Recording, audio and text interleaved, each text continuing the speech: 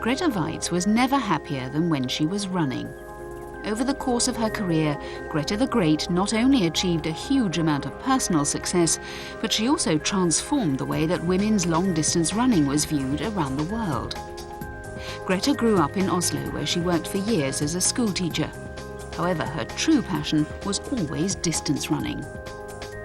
Yet, in the early 1970s, women were not allowed to run further than 1,500 meters in competitions, and they were often discouraged from pursuing the sport.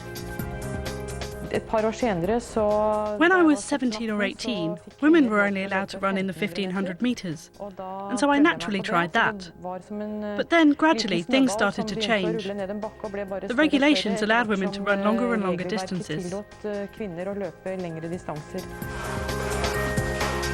Grete was a true pioneer and at the forefront of those changes.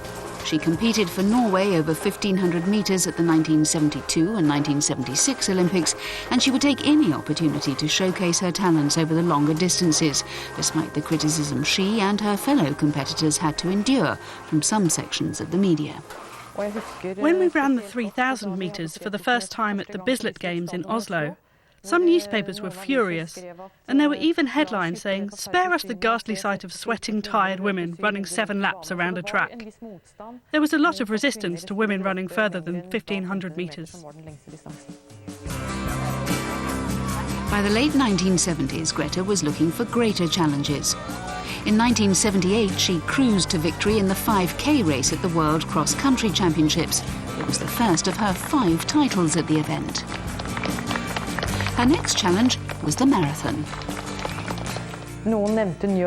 Someone mentioned the New York Marathon to me, and I thought it would be really exciting to end my career with a trip to New York. I really wanted to go, but wasn't particularly keen on running the marathon because it was 42 kilometres, and I'd never run more than 20 kilometres before.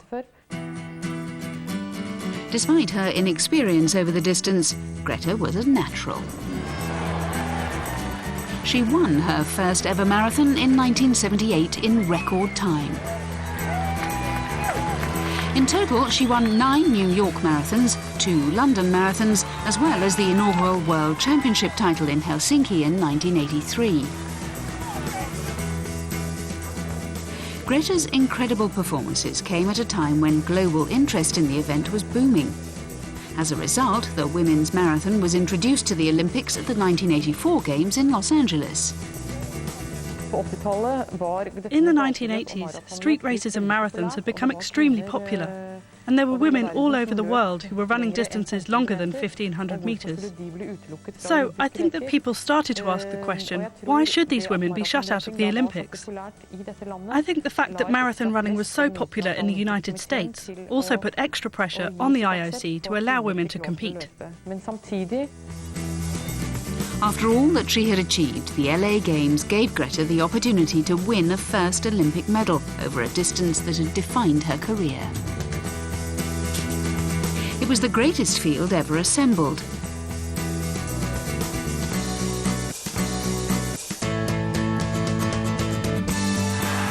However, in the end, it was the USA's Joan Benoit who was victorious in front of her home crowd. A 30-year-old Grete secured the silver medal.